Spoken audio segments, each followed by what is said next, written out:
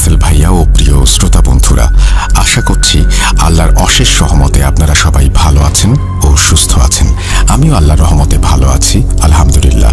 আমি মোহাম্মদ সিফাত আলম চট্টগ্রাম থেকে লিখছি। আজ আমি যে ঘটনাটি শেয়ার করতে যাচ্ছি তা আমি আজ থেকে প্রায় ৩-৪ মাস আগে সংগ্রহ করেছিলাম আসমা আন্টির কাছ থেকে। আসমা আন্টির সাথে আমার পরিচয় পারিবারিকভাবেই। তিনি আমাদের আত্মীয়ের মতোই ছিলেন। তার কাছ থেকে ঘটনা নেয়ার পর আমি নানান কাজে ঘটনাটি লেখার কথা ভুলে গিয়েছিলাম, কিন্তু আজ আমি তার জন্য অনুতাপ করছি। কেননা আসমা আন্টি গত ৩ জানুয়ারি শুক্রবার ইন্তেকাল করেন। ইন্না লিল্লাহি ওয়া ইন্না ইলাইহি রাজিউন। তার মৃত্যুর খবর শুনে আমার প্রচণ্ড খারাপ লাগে, কেননা তিনি চেয়েছিলেন তার জীবনের ঘটনাটি নিজ কানে শুনে যেতে, যা আমি তাকে দিতে পারিনি। তাই আমি তার কাছে মার্জনা প্রার্থনা করে আজ তার সেই ঘটনাটি শেয়ার করছি। রাসেল ভাইয়ের কাছে অনুরোধ, ঘটনার ভেতরের ভুল ত্রুটিগুলো ক্ষমা সুন্দর দৃষ্টিতে দেখবেন। চলুন সরাসরি আজকের ঘটনায় চলে যাই, যা আসমা আন্টি ঢাকা থেকে আমার সাথে শেয়ার করেছিলেন। আসসালামু আলাইকুম প্রিয় ভূত.com-এর শ্রোতাবৃন্দ। আজ আমি যে ঘটনাটি আপনাদের কাছে উপস্থাপন করতে যাচ্ছি, এমন ঘটনা হয়তো আপনারা কেউ আগে কখনো শোনেননি। আমাদের জন্য এটি ছিল একটি নতুন অভিজ্ঞতা। আমরা মুসলিম হিসেবে জিন জাতিকে বিশ্বাস করি এবং সেটাই আমাদের অবশ্য কর্তব্য। আমাদের মানব জাতির মতো জিন জাতিকেও আল্লাহ তাআলা স্বয়ং সৃষ্টি করেছেন। মানুষের মাঝে যেমন ভালো কিংবা খারাপ উভয় রকমের মানুষ বিরাজমান, তেমনি জিনদের মাঝেও রয়েছে ভালো এবং খারাপ। কিন্তু বেশিরভাগ ক্ষেত্রেই আমরা শুনে থাকি মন্দ জিনের কথা। তাই অনেকের মনে এমন ধারণারও জন্ম নেয়, যার ফলে অনেক মানুষই আছেন যারা ভাবেন জিন জাতি শুধুমাত্র মানুষের অনিষ্টই করে থাকে। বাস্তবে আসলে কি তাই? চলুন দেখা যাক বাস্তবতার সাথে এই ধারণার কতটুকু মিল রয়েছে। সাল 1991। আমার কোল জুড়ে আমার ঘর আলোকিত করে জন্ম নেয় ফুটফুটে কন্যা সন্তান।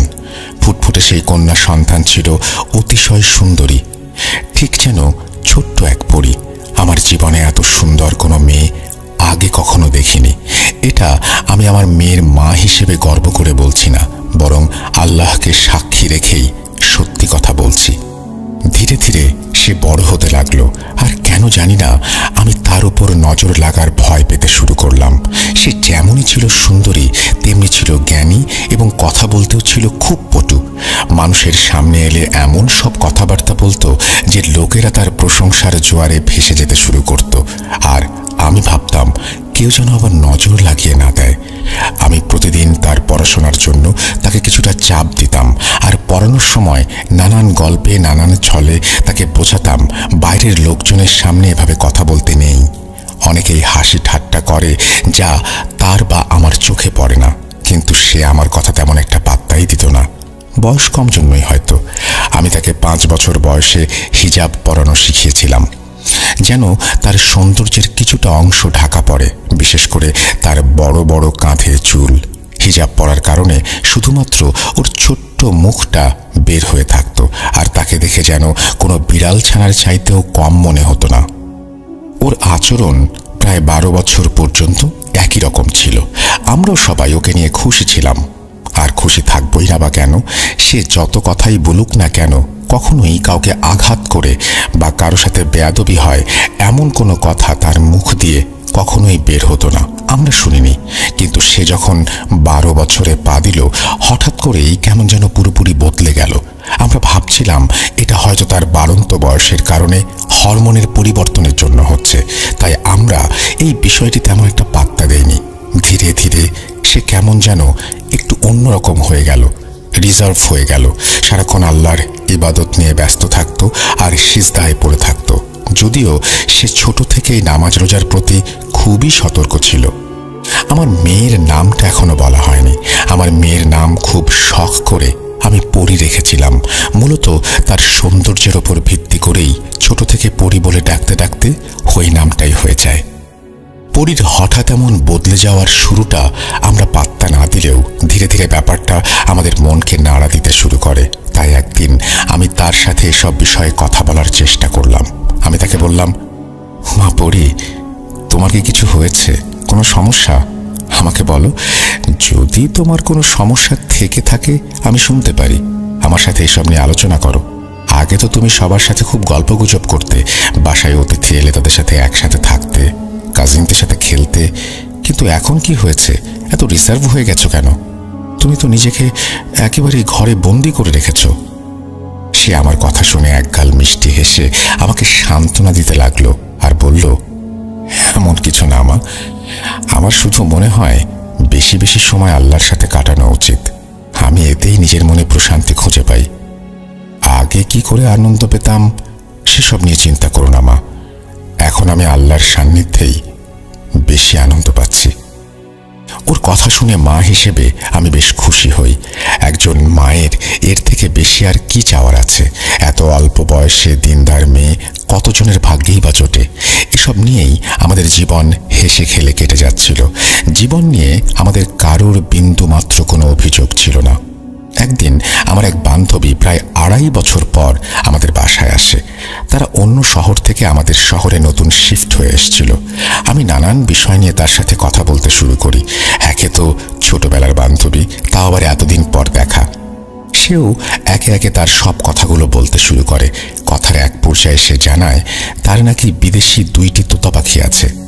সেই তোতা পাখি দুটিকে নাকি সে প্রায় 1 বছর ধরে পালে। কিছুটা দুঃখ নিয়েই সে আমাকে জানালো পাখি দুটি নাকি এখনো কোনো ডিম দিচ্ছে না। আমি তার মন খারাপ হতে দেখে তাকে সান্ত্বনা দিতে লাগলাম আর বললাম, দেখা যাবে, হয়তো শীঘ্রই তার পাখি দুটি ডিম দেবে ঠিকই। আমরা দুইজন মিলে এসব নিয়ে আলোচনা করছিলাম। হঠাৎ আমি দেখলাম আমার মেয়ে আমাদের ঘরে প্রবেশ করলো। সে যে আমার বান্ধবীর সাথে খুবই আদরের সাথে সাক্ষাৎ করলো আর খবরাখবর নিল এবং আমাদের সাথেই বসে গেল, এটাতে আমি বেশ খুশি হয়েছিলাম।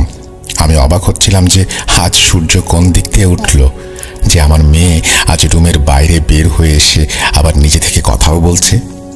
বেশ ভালোই লাগছিল তার এই আচরণ দেখে। আমার বান্ধবীর সাথে সে অনেক কথাই বলল। যখন আমার বান্ধবী উঠতে লাগলো বাড়ি যাওয়ার জন্য, তখন আমার মেয়ে তাকে বলল, আন্টি, আপনি একটা কাজ করুন, আপনার বারান্দার সামনের দিক থেকে তোতাগুলোকে সরিয়ে দিন। আপনি তাদেরকে একটু ভেতরের দিকে আর পেছনের দিকে রেখে দিন, তাহলেই আপনার তোতারাও ডিম দিতে শুরু করবে। আমার মেয়ের কথা শুনে আমার বান্ধবী হাঁ করে আমার মেয়ের দিকে তাকিয়ে থাকে কিছুটা সময়। আমি অবাক হচ্ছিলাম এই ভেবে যে আমি বা আমার বান্ধবী কেউই পরীকে তোতা পাখি নিয়ে কোনো কিছু জানায়নি। পরে এই ভেবে নিজের মনকে মানিয়ে নেই যে সে হয়তো দরজার বাইরে থেকে রুমে প্রবেশ করার আগে আমাদের কথাগুলো শুনতে পেয়েছিল। এভাবে নিজেকে সামলানোর পরও আমার মাথায় অন্য এক চিন্তা ঘুরপাক খেতে লাগলো। আমার মেয়ে তো কখনো আমার বান্ধবীর বাড়ি দেখেইনি। তারা তো এই শহরে এলোই 3-4 দিন আগে। তাহলে পরি কিভাবে জানলো যে তোতাগুলো বারান্দায় রাখা কিনা আর বারান্দার সামনের সাইডেই বা রাখা কিনা? আমার বান্ধবী পরির কথা শুনে বিচলিত মুখে হাসি দিয়ে মাথা নেড়ে সেখান থেকে চলে গেল। সে যাবার পরপরই আমি পরিকে জিজ্ঞেস করলাম, মা পরি, এটা কি ছিল? উত্তরে সে বলল, কিসের কথা বলছো মা? আমি তাকে আমার প্রশ্ন বুঝিয়ে দিয়ে পুনরায় উত্তরের জন্য অপেক্ষা করতে লাগলাম। সে আমাকে বলল, আমি তো তোমার ঘরের সামনে দিয়ে যাচ্ছিলাম, তখনই আন্টির কথাটা শুনলাম আর তাই ভেতরে চলে আসলাম। আমার তো আগে থেকেই কিছুটা তোতাদের নিয়ে অভিজ্ঞতা আছে। তারা ডিম না দিলে যদি তাদের জায়গা বদলানো হয় তাহলে অনেক সময় তারা ডিম দিতে শুরু করে। আমার মেয়ে পাখি পালতো ছোটবেলা থেকে, তাই তার এই কথা আমার কাছে যৌক্তিকই মনে হয়েছিল। কিন্তু পাখি দুটি কোথায় রাখা আছে সেটা সে কিভাবে জানতে পারলো, এই প্রশ্নের উত্তর আমি তখনও পাইনি। আমি পুনরায় তাকে বললাম, আচ্ছা সেটা না হয় হলো, ঠিক আছে, কিন্তু এটা বলো তুমি কিভাবে জানলে যে তাদের তোতাগুলো কোথায় রাখা আছে? সে বলল, মা, সাধারণত লোকেরা তোতাদেরকে বা যে কোনো পাখিকে বারান্দার সামনের দিকেই রাখে। আমি শুধু আন্দাজ করেই কথাটা বলেছিলাম। আমি তার কথা শুনে চুপ করে গিয়েছিলাম, কেননা তার উত্তর তার স্থান থেকে তো সঠিকই ছিল, কিন্তু কেন জানি না বারবার মনে হচ্ছিল কিছু একটা তো অবশ্যই আছে যে আমি ধরতে পারছি না। এই ঘটনার প্রায় 7-8 দিন অতিবাহিত হয়। 7-8 দিন পর আমার বান্ধবী পুনরায় আমাদের বাড়িতে এলো। ঘরে ঢুকেই সে অত্যন্ত খোশ মেজাজে জানালো তার তোতারা নাকি ডিম দিতে শুরু করেছে। আমি তাকে জিজ্ঞাসা করলাম সে কি কোনো পদক্ষেপ নিয়েছিল কিনা, সে বলল আমার মেয়ে যেমনটা বলেছিল সে নাকি শুধু তেমনটাই করেছে, অর্থাৎ সে পাখির জায়গা পরিবর্তন করেছে আর 1 সপ্তাহের মধ্যেই তো তারা ডিম দিতে শুরু করেছে। আমার বান্ধবী চাইছিল আমার মেয়েকে ডেকে এনে ধন্যবাদ জানাবে, কিন্তু যখন আমি মেয়েকে ডেকে আনতে গেলাম তখন সে বলল, আম্মু আন্টিকে বলো তার কাজ হয়ে গেছে, তিনি যেন আল্লাহর কাছে শুকরিয়া আদায় করেন, আমাকে শুকরিয়া জানাতে হবে না, আমি কিছু করিনি। যেহেতু আমার বান্ধবী পরীর সাথে দেখা করতে চেয়েছিল তাই আমি তাকে বলেছিলাম একটু বাইরে আসতে। বাইরে এসে সে যেন আন্টিকে শুধু সালামটা দিয়ে চলে যায়, কিন্তু সে বাইরে আসতে চাইল না। বাধ্য হয়ে আমাকে বাইরে গিয়ে আমার বান্ধবীকে বলতে হলো পরী ঘুমাচ্ছে। এভাবেই আমাদের দিন কেটে যেতে থাকে। কিছু সময় পর পরী স্কুলে যাওয়া বন্ধ করে দিল। নিজে থেকেই কোরআন হিফজ করার চেষ্টা করতে শুরু করলো। তার জোড়াজুড়িতে আমি এক মহিলা শিক্ষিকা নিয়োগ দিলাম তাকে হিফজ করানোর জন্য। আমি তার আচরণে এত পরিবর্তন দেখে মাঝে মাঝে খুশি হতাম, আবার কখনো কখনো বেশ বিরক্তও হতাম। এমন না যে আমার ঘরের পরিবেশ খুবই ধার্মিক টাইপের ছিল, কিন্তু তাকে দেখে ভালো লাগতো যে আল্লাহর পথে সে চলছে। কিন্তু সমস্যা ছিল একটাই, সে যে দুনিয়াদারি একেবারেই ছেড়ে দিয়েছিল। না সে আমাদের সঙ্গে কোথাও বের হতো, না তার কোনো বন্ধু ছিল। সে কেবল নিজেকে নিজের ঘরে বন্দি করে রাখত।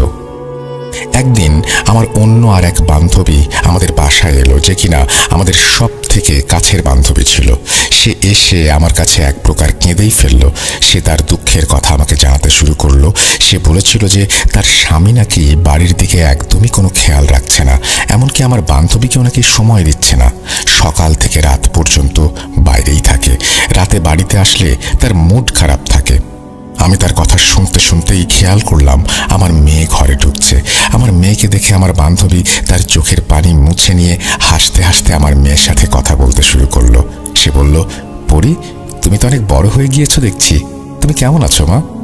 আমার বান্ধবী আমার মেয়ের সাথে সব ধরনের কথাবার্তাই বলছিল, যা সাধারণত বড়রা ছোটদের সাথে দেখা হলে বলে থাকেন। যখন সব কথা শেষ হলো তখন পরী কিছুটা সময় চুপ করে রইল। হঠাৎ সে আমার বান্ধবীকে জিজ্ঞাসা করল, আন্টি আপনার স্বামীর নাম কি? আমার বান্ধবী এই কথা শুনে একদম অবাক হয়ে গেল। সে ভাবতে লাগলো এত ছোট মেয়ে কেন তার স্বামীর নাম জানতে চাইছে। তবুও সে পরীর দিকে তাকিয়ে মুচকি হেসে তার স্বামীর নাম পরীকে বলল। আর আমার মেয়ে তার হাত ধরে কিছুটা সময় বসে কি যেন ভাবতে লাগলো। সে কোনো কথা বলল না। হঠাৎ উঠে দাঁড়িয়ে আমার বান্ধবীও আমাকে সালাম জানিয়ে আবার নিজের রুমে চলে গেল। যাবার আগে আমার বান্ধবীকে বলল বাড়ি ফিরে 2 রাকাত নফল নামাজ পড়ে আল্লাহর কাছে দোয়া করতে। আমার বান্ধবীও চলে গেল, কিন্তু পরের দিন সে আবার আমাদের বাড়িতে এলো।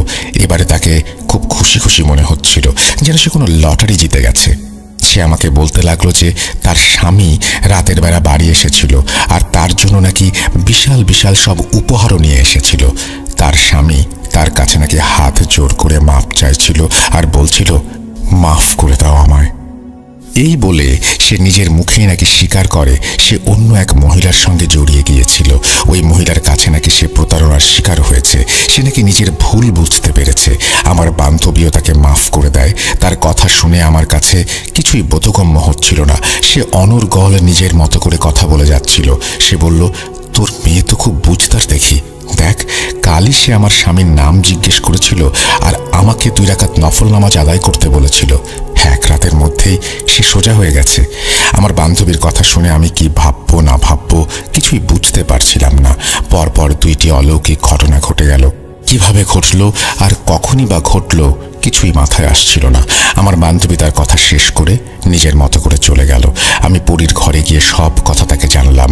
তাকে বললাম আমার বান্ধবীর স্বামী ঠিক হয়ে গেছে। সে শুধু একটা কথাই বলল, আলহামদুলিল্লাহ। আমি বললাম, এসব কি হচ্ছে পরী? তুমি কেন তার স্বামীর নাম জিজ্ঞেস করেছিলে? এমন চলতে থাকলে লোকজন তোমার সম্পর্কে নানা কথা বলতে শুরু করবে। তুমি এটা চাও?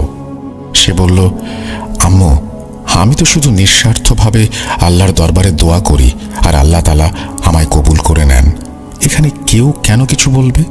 আর বললেই বা কি আসে যায় আম্মু? আমি কারো কোনো ক্ষতি করেছি নাকি কোনো অন্যায় করেছি? দোয়া করা কি অন্যায় আম্মু, তুমি বলো? তার কথাবার্তার স্পষ্টতা আমাকে প্রতিবারের মতো এবারও চুপ করিয়ে দিল। সে কথা জানে প্রচুর। অল্প কথা বললেও এমন জ্ঞানী কথা বলতো যে তার কথা শুনে কখনোই মনে হতো না এই কথা 12 বছর বয়সী কোনো মেয়ের দ্বারা বলা সম্ভব। আমি এই ঘটনা দুটির পর যা ভাবছিলাম তাই হলো। পরীর কিছু কথা মানুষের মাঝে পরিচিতি পেতে শুরু করলো। শুরু হয়ে গেল নতুন এক অধ্যায়ের। যে যখনই কারো কোনো সমস্যার কথা আমাকে জানাতো বা আমার সামনে কোনো দুঃখের কথা বলতো, আমার মেয়ে সেখানে নিজ থেকেই হাজির হয়ে যেত এবং কিভাবে যেন তার সমস্যার সমাধান করে দিত। একদিনের কথা না বললেই না, আমার এক আত্মীয়া আমাদের বাসায় এসেছিলেন। তিনি বলছিলেন তার স্বামীর নাকি শারীরিক এবং মানসিক অবস্থা খুবই খারাপ। অনেক ডাক্তার দেখিয়েও কিছু হচ্ছে না। যেহেতু আমি জানতাম কেউ যখন তার সমস্যা জানাতে আসতো আমার মেয়ে কিভাবে যেন টের পেয়ে যেত আর আমাদের রুমে চলে আসতো, তাই আমি এমন সময়ে বারবার দরজার দিকে তাকাতাম, ভাবতাম কি জানি আমার মেয়ে কখন চলে আসে। এবং সত্যিই তাই হয়েছিল। কিছুক্ষণের মধ্যে আমি দেখলাম আমার মেয়ে হাতে একটা শপিং ব্যাগ নিয়ে এসেছে। সে ওই মহিলার কাছে গিয়ে বলল, এই ব্যাগে 30টা আজওয়া খেজুর আছে, যা আপনার স্বামীকে প্রতিদিন পানির সাথে মিশিয়ে সেই পানি পান করাতে হবে। আগের রাতে ঘুমানোর আগে পানিতে খেজুর ডুবিয়ে রেখে পরদিন সকালে খালি পেটে সেই পানি পান করাতে হবে। এভাবে 10 দিন খেতে হবে। আমার মেয়ের কথা শুনে সেই খেজুর নিয়ে আমার আত্মীয়া বাড়ি ফিরে গেলেন। বিশ্বাস করুন, 1 সপ্তাহের মধ্যেই সেই মহিলার স্বামী পুরোপুরি সুস্থ হয়ে গেল। আমি একের পর এক শুধু অবাকই হচ্ছিলাম। অন্যদিকে যাদের সমস্যা সমাধান হচ্ছিল তারা পরে গিয়ে অন্যদের আমার মেয়ের কথা বলছিল। কিন্তু আমরা এসব ব্যাপারে বেশ ঘাবড়ে যাই। সবাই জানাজানি হলে সমস্যা হতে পারে ভেবে আমরা ব্যাপারটা অস্বীকার করতে শুরু করি। শুধুমাত্র যাদের সমস্যা গুরুতর তাদের সাথেই আমার মেয়ে দেখা করে এবং শর্ত দেয়া হয় এ ব্যাপারে আর কাউকে কিছু না জানাতে। তারাও আমাদের কথায় রাজি হয়ে যায়। তারা প্রায় সময় আমাদের বাসায় এসে উপস্থিত হতো। বাধ্য হয়ে এলাকাবাসীর কাছে আমাদেরকে বলতে হতো এরা আমাদের আত্মীয়। আমি পরীকে বলতাম এসব ঠিক হচ্ছে না। বাইরের মানুষ যদি এ ব্যাপারে ব্যাপক পরিমাণে কোনোভাবে জেনে যায় তাহলে আমাদেরই বিপদ হবে। আমি তো চেষ্টা করতাম তাদের এড়িয়ে চলার, কিন্তু আমার মেয়েটা বলতো, মা, যেই আমার সাথে দেখা করতে আসে বা যাদের কোনো সমস্যা আছে তাদের বাসায় আসতে দাও, আমি তো কারো ক্ষতি করছি না। তার কথাগুলো এমন ছিল যে আমি তাকে না বলতে পারতাম না। তবুও যথাসম্ভব চেষ্টা চালিয়ে গিয়েছি যেন বাইরের মানুষ ব্যাপারটা জানতে না পারে। এই জন্য আমরা আমাদের বাসাটাও বদলে ফেলি। বাসা বদলানোর পর এই সমস্যাগুলো অনেকটাই কমে যায়। আমি আপনাদেরকে একটি কথা বলতে ভুলে গিয়েছিলাম। আমি আমার আত্মীয়ার স্বামীর অসুস্থতা নিয়ে একটি ঘটনা বলেছিলাম, যেখানে আমার মেয়ে আমাদের আত্মীয়ার স্বামীর জন্য খেজুর দিয়েছিল। কিন্তু অবাক করা ব্যাপার হচ্ছে আমার বাসায় তখন কোনো খেজুর থাকার কথা না। এর আগে আমরা রমজান মাস ছাড়া খেজুর কিনিনি, আর ওই সময় রমজান মাসও ছিল না। আর আমার স্বামীও খেজুর কিনে আনেননি, যা আমি তার সাথে কথা বলে নিশ্চিত হয়েছি। আর পরি তো সাধারণত বাড়ি থেকে বেরই হতো না, তাহলে সে খেজুর পেল কোথায়? আমি তাকে জিজ্ঞাসা করেছিলাম, এত খেজুর তোমার কাছে কিভাবে এলো? সে আমার কথাটা এড়িয়ে গিয়ে বলল, আম্মু, হতে পারে কোনো আত্মীয় নিয়ে এসেছে, তুমি খেয়াল করনি। তার এই কথা শুনে আমি বুঝতে পারি সে আমার থেকে কিছু একটা লুকাচ্ছে। আমি বুঝতে পারছিলাম না তাকে কিভাবে এই কাজ থেকে আটকাবো, কিভাবে বোঝাবো যে এখনো তেমন বয়স হয়নি তার। আমার স্বামীও তাকে বোঝাচ্ছিলেন, কিন্তু আমাদের কারো কথায় কোনো কাজ হচ্ছিল না। নতুন বাসায় আসার পর যদিও সমস্যা বেশ কমে যায়, কিন্তু আমার চিন্তা লেগেই থাকতো। আমরা আরও একটা ব্যাপার লক্ষ্য করি, আর তা হচ্ছে মানুষের সমস্যার সমাধান হলেও সে না কারো কাছ থেকে উপহার নিত, না নিত টাকা পয়সা। যদি কারো কোনো কাজ হয়ে যেত আর যার কাজ হওয়ায় তিনি খুশি হয়ে মিষ্টি নিয়ে আসতেন, তাহলে আমার মেয়ে আমাকে বলতো, মা, এই মিষ্টিগুলো গরিব মানুষের মাঝে ভাগ করে দিও। আমরা তো 3 বেলা খেতে পাচ্ছি, আলহামদুলিল্লাহ, ভালো কাপড় পরতে পারছি, তারা তো 2 বেলা 2 মুঠো খেতেও পায় না। এই মিষ্টিতে আমাদের নয় বরং তাদের হক, তাই এগুলো তাদেরকেই দিয়ে এসো।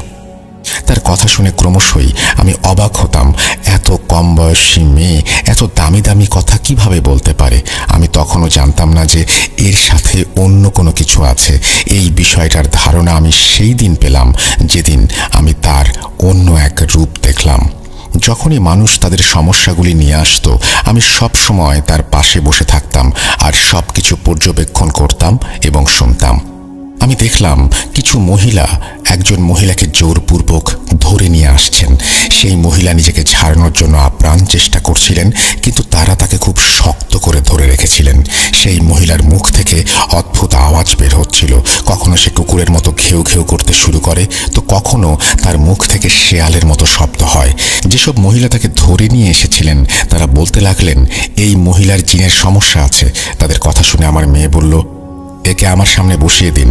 সেই মহিলা পরীর সামনে বসে থেকে আমাকে আর আমার মেয়েকে প্রচণ্ড রাগ নিয়ে দেখে যাচ্ছিলেন।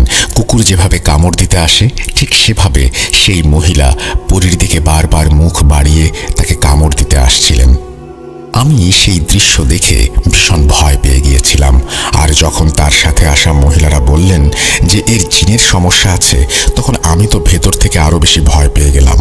আমার মেয়ে তাকে অনেকক্ষণ বোঝালো আর শান্ত হতে বলল, কিন্তু তার কোনো কথায় তেমন কাজ হচ্ছিল না। ওই মহিলা কিছুতেই তার সব কর্মকাণ্ড থেকে সরে আসছিলেন না। হঠাৎ একটি আওয়াজ শুনে আমার আত্মা চমকে যায়। আওয়াজটি আমার মেয়ের। ওই মহিলার ঘেউ ঘেউয়ের পর পরবর্তী যে আওয়াজটি আমি শুনলাম সেটি ছিল এক বড় পুরুষের গম্ভীর আওয়াজ। তিনি এত জোরে বললেন, চুপ হয়ে যা, যার ফলে ওই মহিলা ভয়ে যেন একেবারে স্তব্ধ হয়ে গেল। সে যে ভীত হয়ে গিয়েছিল তা আমরা তাকে দেখে ভালোভাবেই বুঝতে পারছিলাম, কিন্তু তার সাথে আমরাও সবাই ভীত হয়ে গিয়েছিলাম। আর এর কারণ সেই পুরুষালী গলা আমার মেয়ের মুখ থেকে বেরিয়েছিল।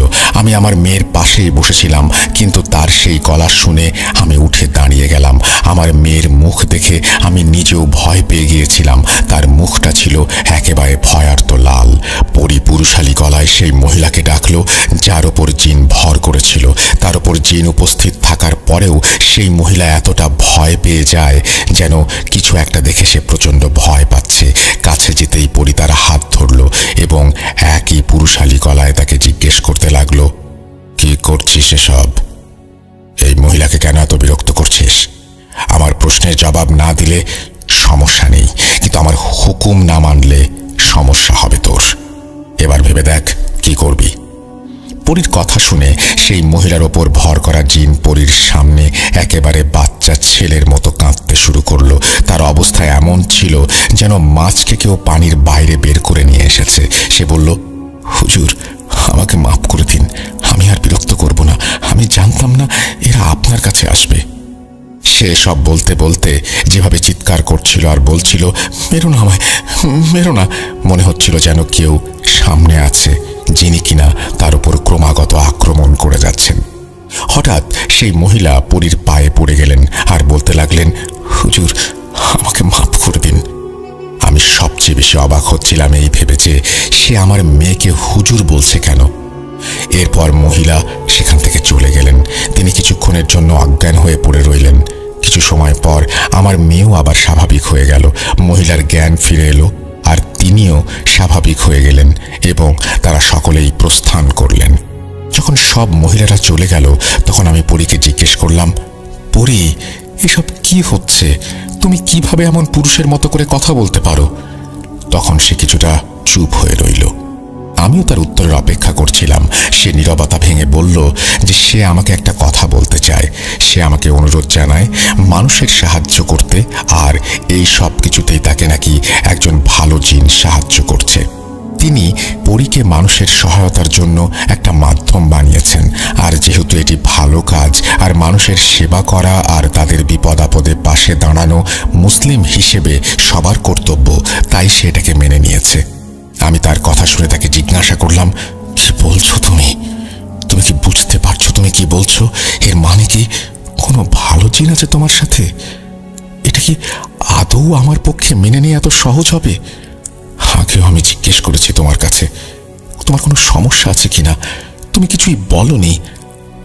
আর আজ হঠাৎ এভাবে সব বলতে শুরু করলে। একবারও ভাবলে না তোমার বাবা মায়ের কেমন লাগবে? হোক সে কোনো নেক জিন, ভালো জিন, করুক সে মানুষের উপকার, কিন্তু আমরা এসব কিভাবে মেনে নেব? আমি অঝরে কেঁদে বুক ভাসালাম। আমার মেয়ে আমাকে সান্ত্বনা দিয়ে বলল, আম্মু তুমি নিজেই দেখো আমাদের ধর্ম আমাদের কি বলে, সুন্দর চরিত্রের পাশাপাশি মানুষের কল্যাণে এগিয়ে যাবার, কারো অনিষ্টের কারণ না হবার। আমি তো সেই ধর্মের নিয়ম মেনেই চলছি, আর যিনি আমার সাথে আছেন তিনিও তো আমাকে আমাদের ধর্মের ব্যাপারে বিস্তারিত জানিয়েছেন, আল্লাহর পথে চলার শিক্ষা দান করেছেন। তিনি আমার শিক্ষক হয়ে আছেন, তিনি যেভাবেই থাকবেন। তোমরা এসব নিয়ে ভয় পেও না, তোমাদের পরি তোমাদেরই থাকবে। তার কথা শুনে আমি তাকে জড়িয়ে ধরি। আমি আমার মেয়েকে হারাতে চাই না, তাই ভয় পাচ্ছিলাম। কিন্তু যখন ভাবি সে কখনো কারো কোনো ক্ষতি বা মনোকষ্টের কারণ হয়নি, তখন মনে কেমন যেন এক অদ্ভুত প্রশান্তি অনুভব করি। কিন্তু সবকিছুর পরও যখন থেকে পরি আমাকে বলেছিল যে তার সাথে নেক বা ভালো জিন আছে, তখন থেকেই আমার মনে একটা ভয় জেগে উঠেছিল। সে কিছুতেই পিছিয়ে যেতে প্রস্তুত ছিল না। আমি বুঝতে পারছিলাম না কিভাবে তাকে পেছনে সরাবো। কোনো উপায়ন্তর না দেখে আমি আমার পরীকে আল্লাহর কাছেই সমর্পণ করি। এছাড়া আমার আর কিছুই করার ছিল না। তার পুরুষালী গলায় কথা বলা, মানুষের সমস্যা সমাধান করা, এসব তো 12 বছরের একটা মেয়ের পক্ষে কখনোই সম্ভব নয়। তার সাথে ভালো জিন আছে বলেই সে এই কাজ করতে পেরেছে, যা আমার আর বোঝার বাকি থাকলো না। থাক সেসব কথা। একদিন আমার স্বামীর অফিসের বস তাকে অফিসে ডেকে নিয়ে বললেন, একটু দরজা লক করে ভেতরে আসুন। আমার স্বামী বসের কেবিনে প্রবেশ করার পর বস তাকে বললেন, আমি আপনার মেয়ের ব্যাপারে কিছু কথা শুনেছি, এই কথাগুলো কি সত্যি? বসের এমন প্রশ্ন শুনে আমার স্বামী বেশ ঘাবড়ে যান আর এসব অস্বীকার করতে শুরু করেন। পরীর বাবা তাকে জিজ্ঞেস করেন তাকে এসব কথা কে বলেছে। বস তাকে জানান তার এক আত্মীয়ার জিনের সমস্যা ছিল। সে কুকুরের মতো ঘেউ ঘেউ করত আর প্রচণ্ড আক্রমণাত্মক হয়ে উঠেছিল। আমার মেয়ের চিকিৎসায় সে এখন পুরোপুরি সুস্থ। আমার স্বামী বুঝতে পারলেন তার বস কোন মহিলার ব্যাপারে কথা বলছেন। তিনি সবই জেনে গেছেন জিনের ব্যাপারে। তিনি বসকে বললেন, স্যার, আমি জানি না আসলে কি সত্যি কি মিথ্যা, কিন্তু লোকজন বলেন যে তাদের সমস্যাগুলো নাকি মিটে যায়। এটা শুনে তার বসের চোখে পানি চলে এলো।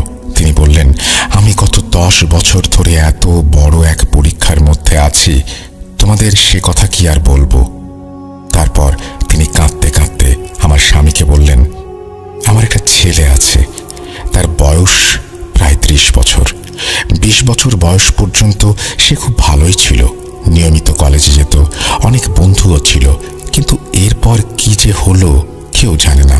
সে লোকজনের ওপরে হামলা করতে শুরু করলো। তার মস্তিষ্কের অবস্থা এমন মনে হচ্ছিল যেন ভেতর থেকে তা পুরোপুরি নষ্ট হয়ে গেছে। গত 10 বছর ধরে বিশ্বের নানান প্রান্তে ছুটে বেড়াচ্ছি, ডাক্তার দেখিয়েছি, কিন্তু কোনো চিকিৎসাতেই তার বিন্দু মাত্র কোনো উন্নতি হয়নি। বলতে গেলে আমার চেষ্টায় 1% সফলতাও পাইনি।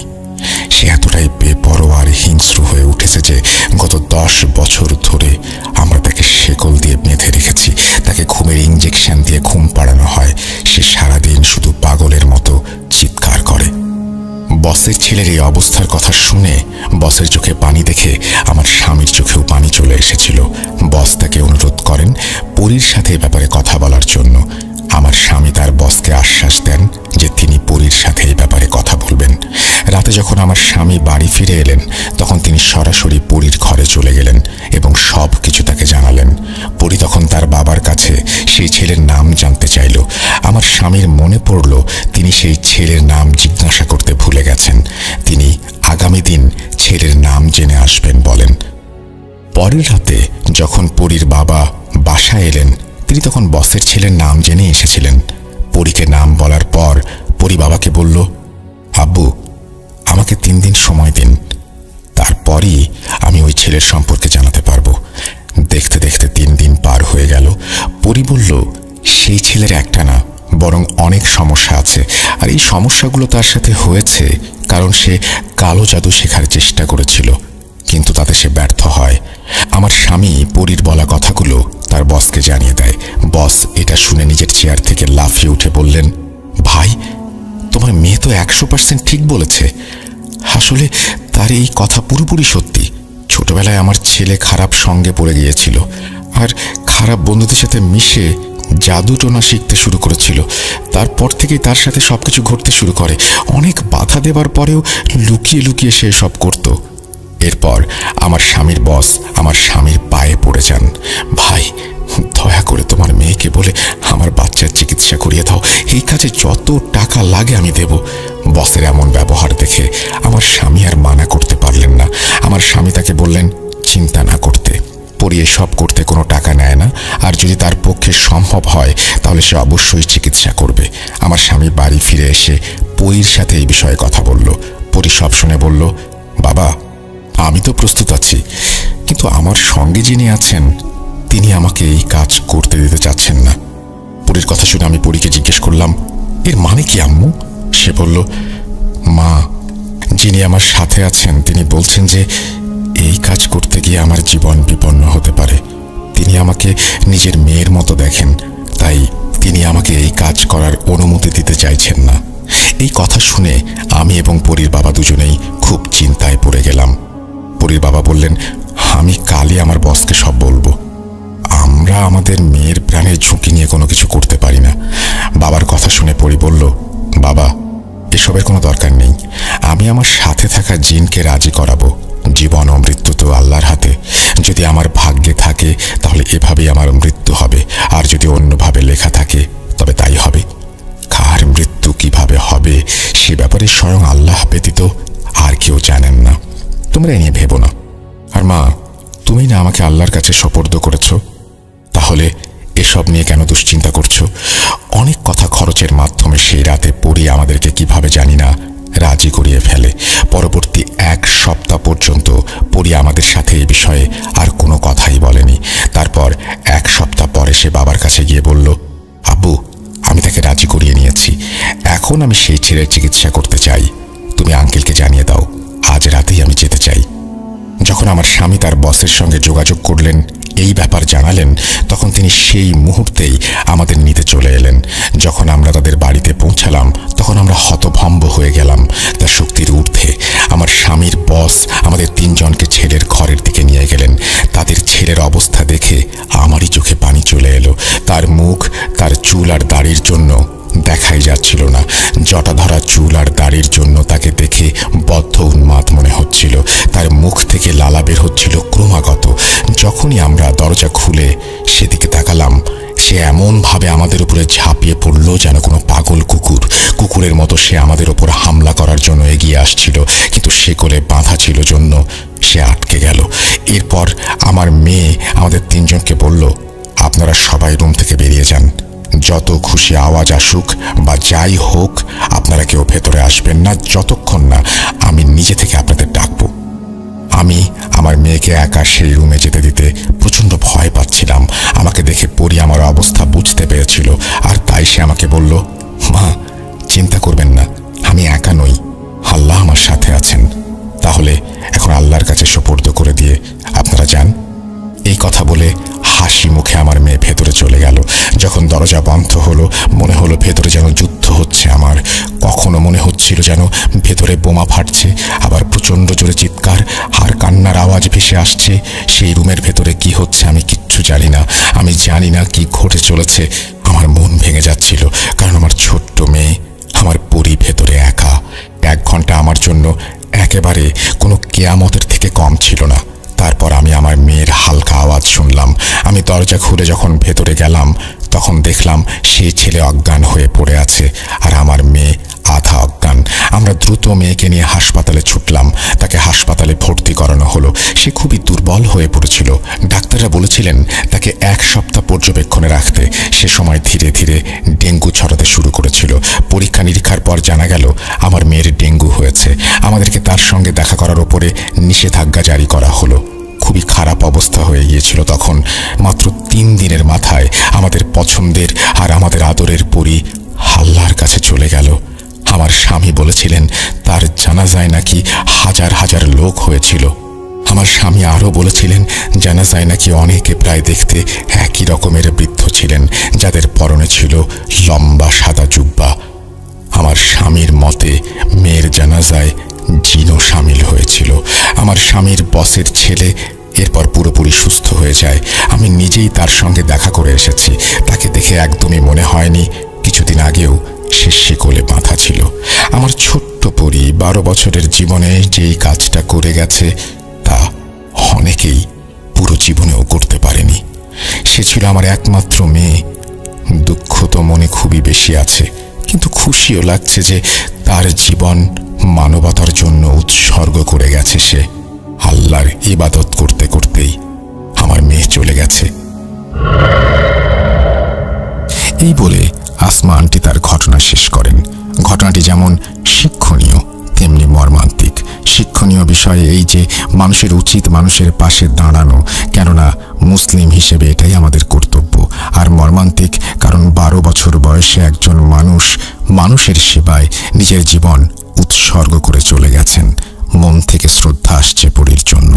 আল্লাহ এমন পরী যেন আমাদের সবার পরিবারে দান করেন। আজ তাহলে বিদায় নিচ্ছি, আবার ফিরে আসব দ্রুত নতুন কোনো ঘটনা নিয়ে। আসসালামু আলাইকুম। আমরা সরাসরি ঘটনায় চলে যাব এবং আমাদের আজকের যে ঘটনাটি সেটি প্রথমে একটি ইমেল দিয়ে শুরু করতে চাই। চলুন কথা না বাড়িয়ে ঘটনায় প্রবেশ করি। যেভাবে লেখা আছে আমি সেভাবেই পড়ছি। আসসালামু আলাইকুম প্রিয় রাসেল ভাই, জানি আপনি ভালোর দলে সবসময় থাকেন, সবাইকে ভালো রাখার চেষ্টা করেন, তাই জানতে চাইব না কেমন আছেন।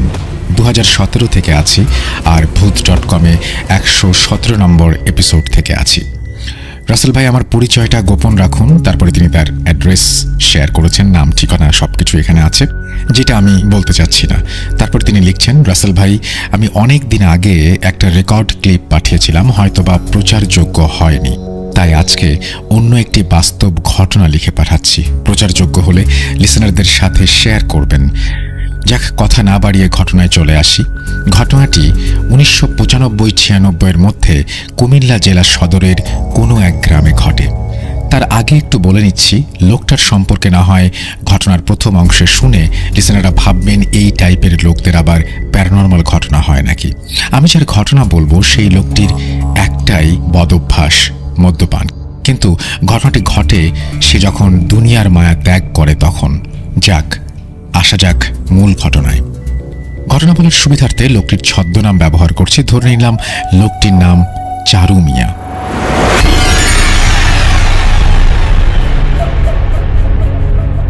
একদিন চারু মিয়া অনেক বেশি মদ্যপান করে। সারাদিন যা রোজগার করে বেশ কিছু অংশ মদ্যপান করে এবং বাকিগুলো পকেটে থাকে বা কখনো কোথাও পড়ে যায়, তার কোনো ঠিক নেই। ঠিক সেদিন মদ্যপান করে বাড়ি আসার পর কোনো বাজার সদাই না থাকায় তার স্ত্রী এবং বাচ্চারা সবাই চিৎকার চেঁচামেচি শুরু করে। তখন চারু মিয়া এতটাই নেশাগ্রস্ত ছিল যে তার কোনো হিতাহিত জ্ঞান ছিল না। সে তখন ঘর থেকে তরকারি কাটার একটা বটি নিয়ে এসে বলে সবাইকে জবাই করে ফেলবেন। তার আশেপাশের অনেক লোক তখন জড়ো হয়ে গেছে। সবাই যখন চেষ্টা করছে ওর হাত থেকে বটিটি নিতে, তখন সে চাচ্ছে কাউকে না কাউকে আঘাত করতে। এক পর্যায়ে উপস্থিত সমস্ত লোকজন ভাবেও নি এমন একটা ঘটনা ঘটবে। চারু মিয়া কাউকে আঘাত করতে না পেরে নিজের গলায় বটি চালিয়ে দেয়। তখন উপস্থিত সবাই যারা ছিল তারা সবাই অনেকে ভয় পেয়ে যায়। তখন মুহূর্তের মধ্যেই তার হাত থেকে বটি পড়ে যায় এবং অতিরিক্ত রক্তক্ষরণের ফলে সে মাটিতে লুটিয়ে পড়ে। সবাই তাকে ধরতে আসবে, তখন আচমকা 2 হাতের 2 আঙুল দিয়ে গলায় একটা টান দেয়। ততক্ষণে 2-3 জন এসে গামছা দিয়ে গলা পেঁচিয়ে হাসপাতালে নিয়ে যাওয়ার ব্যবস্থা করে ফেলেছে। কিন্তু হাসপাতালে যাবার আগেই পথেই সে মারা যায়। এখান থেকেই মূল ঘটনার শুরু।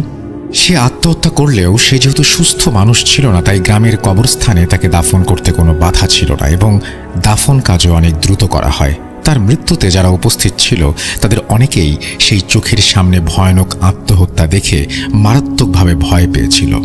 গ্রামের যে কবরস্থানে তাকে দাফন করা হয়েছে তার পাশেই যাতায়াতের রাস্তা এবং অন্য পাশে বিশাল দিঘির সমান, কিন্তু সবাই পুকুর বলে। আর ঘটনা যখন 1995 সালের, তখনকার সময় সন্ধ্যার পরে এই রাস্তায় মানুষের যাতায়াতটা অনেকটা কম ছিল। যেদিন তাকে দাফন করা হয় তার পরদিন থেকেই এই গ্রামের এবং পাশের গ্রামের যারাই এই রাস্তা দিয়ে একটু রাত করে যাওয়া আসা করে তারাই দেখে চারু মিয়া রাস্তার পাশে হাঁটাহাঁটি করছে, কেউ বা দেখে কবরস্থানের দেয়ালের উপরে হাঁটাহাঁটি করছে। তখন অনেকেই ডাক দেয় কিন্তু সাড়া পায় না, ভাবে হয়তোবা আজকে বেশি নেশা করেছে তাই এমনটা হচ্ছে। কিন্তু সেই মানুষগুলো যখন বাড়িতে ফেরে এবং জানতে পারে যে চারু মিয়া আর এই পৃথিবীতে নেই, তখন তারা ভাবে তাহলে আমরা কাকে দেখলাম? মাঝরাতে আশেপাশের মানুষগুলো রাতে সজাগ হলে কেন যেন একটা শব্দ পায় কবরস্থান থেকে, আর অনেকগুলো কুকুরের ঘেউ ঘেউ আওয়াজ। সপ্তাহখানেক পরের ঘটনা, ভয়ঙ্কর এক ঘটনা। চারু মিয়ার পাশের বাড়ির এক লোক ব্যবসার কাজে বাইরে ছিলেন এবং অনেকদিন ধরেই সেখানে ছিলেন। তিনি যেদিন বাড়ি ফিরবেন ওই কবরস্থানের কাছাকাছি আসতেই চারু মিয়াকে দেখেন। তখন বলেন, চারু ভাই, এত রাতে কি করো এখানে? বাড়ি চলো। তখন চারু মিয়া আস্তে আস্তে হাঁটছে। ওই লোক আবার বলল, চলো না, আমি বাড়ি নিয়ে যাব। এই বলে যখন লোকটি চারু মিয়ার হাতটা ধরল, ঠিক তখনই চারু মিয়া মাথা উঠিয়ে তাকালো। প্রতিবেশী লোকটা ভয়ে দেখল চারু মিয়ার গলায় ক্ষত এবং সেখান দিয়ে ফিনকি দিয়ে রক্ত বের হচ্ছে, আর চারু মিয়া দুই হাতে আঙুল দিয়ে গলায় আস্তে আস্তে টান দিচ্ছে। লোকটা ভয়ে একদম জমে গেছে। যখন তার সামনে চারু মিয়া ভীষণ বাজেভাবে একটা হাসি দিল, লোকটা তখন জোরে একটা চিৎকার দিয়ে মাটিতে পড়ে যায়।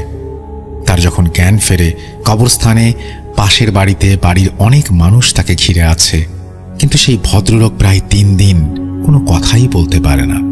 আর এই 3-4 দিন তার ভীষণ জ্বর হয়। পরে সবাইকে বলে তার সাথে কি ঘটনা ঘটেছিল। সবাই বলে চারু মিয়া তো আর নেই, মারা গেছে। তখনকার সময় যোগাযোগ ব্যবস্থা তেমন ভালো ছিল না, কে তাকে ফোনে জানাবে চারু মিয়া নেই? তারপর ধীরে ধীরে সবার মধ্যে ছড়িয়ে পড়ল। সন্ধ্যার পর কেউ আর একা রাস্তায় বের হতে সাহস করে না। অনেকেই এই এলাকায় আসলে দূর থেকেই অপেক্ষা করে আরও লোকজন আসলে একসাথে যাবে বলে। পাড়ার অনেক ছেলেমেয়েরাই যখন 10-12 জন একটা গ্রুপ বানায়, 2-1 জন কেউ আসলে তাদের রাস্তা পার করে দেয়। আর একদিনের ঘটনা। লেখাটা অনেক বড় হয়ে যাচ্ছে, আমি ছোট করার চেষ্টা করছি। আসলে সম্পূর্ণ ঘটনা বলতে গেলে ইমেইলে অনেক বড় হয়ে যাবে। আরেকদিন এলাকার এক মুদি দোকানদার তার দোকানের মালামাল কিনে এলাকার একটা রিকশায় দিয়ে উনি সাইকেল দিয়ে পিছে পিছে আসছিলেন। রাত তখন প্রায় 9টা বাজবে। হঠাৎ মাঝ রাস্তায় তার সাইকেলের পাংচার হয়ে যায় এবং রিকশাওয়ালা ভাইকে তিনি ডাকলেও রিকশাওয়ালা ভাই শুনতে না পেয়ে চলে যায়। তখন দোকানি কি করবেন, এত রাতে সাইকেল মেরামতের দোকানও বন্ধ, কোনো উপায় না পেয়ে হাঁটা ধরলেন। তার মধ্যে সে ভয় পেতেও শুরু করলেন। এতখানি রাস্তা হেঁটে যাবেন, কিন্তু কবরস্থানের পাশ দিয়ে যাবার সময় কি হবে? ওইদিকে রিকশাওয়ালা ভাই কবরস্থানের কাছাকাছি আসতেই দেখে দূর থেকে সাদা কোনো মানুষের অবয়বের মতো কিছু একটা মুভ করছে। সে তখন থেমে গেল আর পেছনে ফিরে দেখল দোকানি নেই। রিকশাওয়ালা চিন্তিত হয়ে পড়লেন, উনি আবার কোথায় গেলেন? আমি একা কিভাবে যাব? রিকশাওয়ালা ভাই অনেকক্ষণ অপেক্ষা করতে করতে কাউকে না পেয়ে চিন্তা করলেন একাই যাবেন। তখনই সাদা অবয়বটি মনে হচ্ছে ধীরে ধীরে কাছে এগিয়ে আসতে লাগলো। তিনি রিকশাটি একটা সাইডে রেখে সেই বড় পুকুরের পাড় দিয়ে ওই পারে যাওয়ার জন্য হাঁটা দিলেন। বলে রাখা ভালো, পুকুরের 2 পারে কিছুটা জঙ্গল ও কয়েকটা কবর রয়েছে, সেগুলো সবই পারিবারিক। এখান দিয়ে সন্ধ্যার পরে কেউ যায় না, যদিও কেউ কখনো কিছু দেখেনি। এখন রিকশাওয়ালা ভাইয়ের কাছে যেন চারু মিয়ার কবর থেকে এই জঙ্গলের রাস্তা অনেক ভালো। তিনি অনেকক্ষণ হাঁটার পর অপর পাশে গিয়ে দেখেন এলাকার ছেলেগুলো নেই। রিকশাওয়ালা ভাই চেনেন সবাইকে। উনি 2-3 জনকে ডাক দিলেন, তারা আসতে চাইছিল না। অনেক অনুরোধ করে তাদের সবাইকে জড়ো করলেন তিনি এবং একসাথে লাঠি নিয়ে ওই পাশে গিয়ে রিকশাটা আনবেন বলে হাঁটতে শুরু করলেন। দূর থেকে কেউ চিৎকার করে ডাকছে। একটু পরে দেখেন দোকানি আসছে। তখন দোকানি কেন দেরি হলো বলল, আর রিকশাওয়ালা ভাইও কতটুকু ভয় পেয়ে জঙ্গলের রাস্তা দিয়ে ওই পাশে গিয়েছে সেটাও বলল।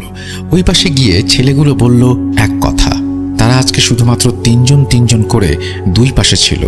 2 পাশে তারাই দেখল কবরের ওপর অদ্ভুত ধরনের একটা আলো জ্বলছে আর নিভছে। এটা দেখে তারা কেউ ভাবছে একবার রাস্তায়, একবার কবরস্থানের দেয়ালের উপর কেউ যেন হাঁটাহাঁটি করছে। পরে 2 পাশে ছেলেরা জোরে চিৎকার করে একে অপরকে ডাক দিতে লাগলো। তখন আশেপাশের বাড়ি থেকে মানুষ বেরিয়ে আসলো এবং জিজ্ঞেস করলো কি হয়েছে। তখন তাদেরকে ঘটনা বললে তারা কিছুই দেখতে পায় না। পরে ওই পাশের ছেলেগুলোকে নিয়ে আসতে দেখে তারাও অনেক ভয় পেয়েছে। এরপর যে যার বাড়ি চলে যায়। গ্রামবাসীর মধ্যেও একটা আতঙ্ক ছড়িয়ে পড়ে। তারা পাশের 2 গ্রামে পরের এক মসজিদের হুজুরের কাছে যান, কেননা ওই হুজুর অনেক কামেল বান্দা ছিলেন। হুজুর পরদিন সন্ধ্যার পর আসলেন এবং গ্রামবাসীকে বললেন, এটা ভয়ের কিছু নেই, চারু মিয়ার মৃত্যুটা অস্বাভাবিক মৃত্যু, তাই একটা দুষ্টু জিন সুযোগ পেয়ে এই কাজ করেছে। মানুষ যখন ভয় পাওয়া শুরু করলো তখন ওই জিন ইচ্ছে করেই সবাইকে আরো ভয়ঙ্করভাবে ভয় দেখাতে শুরু করলো। আর চারু মিয়ার দাফনে হয়তোবা কিছু ভুল ছিল। যাক, এশার নামাজের পর তোমরা সবাই আসো, আমি গায়েবানা জানাজা পড়ে দোয়া করে দেব, ইনশাল্লাহ আর কোনো সমস্যা হবে না। হুজুর এই গ্রামের মসজিদে এশার সালাত আদায় করে তার নিয়ম মতো জানাজা এবং দোয়া করে চলে যান। পরবর্তীতে আর কোনো সমস্যা না হলেও মানুষজন সন্ধ্যার পর একা আসা যাওয়া করতেন না সেই রাস্তা দিয়ে। এই ছিল ঘটনা। ইমেলটা বড় হয়ে গেল, অনেক কিছুই বাদ দিতে হয়েছে। আর আমরা 2000 সালে এই গ্রামে জমি কিনে বাড়ি করি, একই সূত্রে এই ঘটনাটি শুনতে পাই। ছোট বড় সবারই মুখে এই ঘটনা শোনা যায়। তাই রাসেল ভাই, আমি 100% সত্য ঘটনা এটাকে বলবো। প্রচারযোগ্য হলে প্রচার করবেন, আর ঘটনা সিলেক্টেড হলে আমাকে জানাবেন। এই প্রথম আমি অনেক বড় একটা লেখা লিখলাম। লেখার অভিজ্ঞতা নেই, জানি না লেখায় ভুল হয়েছে কিনা। যদি ভুল হয় ক্ষমা সুন্দর দৃষ্টিতে দেখবেন। এই বলে তিনি তার ঘটনা শেষ করেছেন। Thank you very much. আপনার ঘটনাটি আসলে অনেক চমৎকার এবং আশা করছি আপনারা যারা শুনলেন তাদের কাছেও ভালো লেগেছে। যদি ভালো লাগে অবশ্যই আমাদেরকে জানাবেন, আর আমাদেরকে ইমেল করে ঘটনা পাঠাবেন। ঈদ কিন্তু একেবারেই কাছাকাছি চলে এসছে, সুতরাং দ্রুত ঈদের এপিসোডের ঘটনা পাঠিয়ে দিন। আমাদের ইমেল অ্যাড্রেস russell.booth.com@gmail.com। আমরা চলে যাচ্ছি আমাদের পরবর্তী ঘটনায়।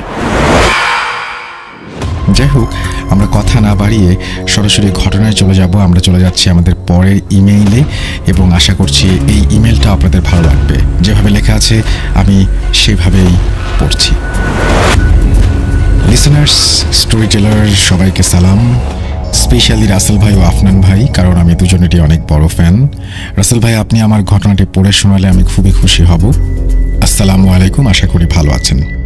জানি আপনি সবসময় ভালোর দলে, তাও জিজ্ঞাসা করলাম। দয়া করে আমার ঠিকানা সম্পূর্ণ গোপন রাখবেন।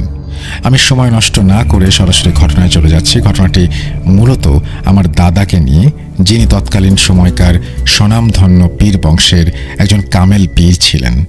ঘটনাটি আমার দাদার মুখে যেভাবে শোনা আমি সেভাবেই শুরু করছি। আশা করছি লিসেনারদের বুঝতে সমস্যা হবে না।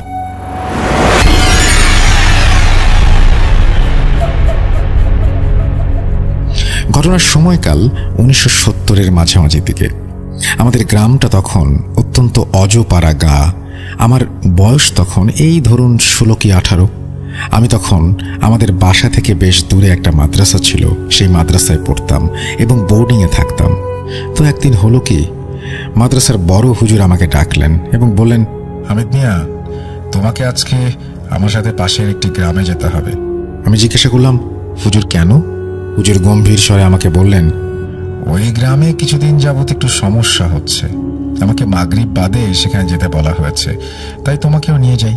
হুজুরের মুখে এই কথা শুনে আমি 7-5 না ভেবে বললাম, আচ্ছা, মাগরিব বাদ আমি তৈরি হয়ে থাকব, আপনি ডাক দিলে আপনার সাথে চলে যাব। যথারীতি যে কথা সেই কাজ। মাগরিবের নামাজ শেষ করতেই হুজুর আমাকে বললেন, হামিদ মিয়া, আমার ঘরে কিছু জিনিসপত্র ভরা একটা ব্যাগ আছে, তুমি ব্যাগটা নিয়ে আমার সাথে চলো।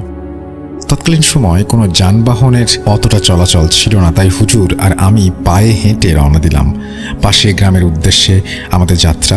পথে যাওয়ার সময় কোনো সমস্যা হয়নি যদিও, কিন্তু ওখানে পৌঁছানোর পর যা দেখলাম তা দেখার জন্য আমি মোটেও প্রস্তুত ছিলাম না।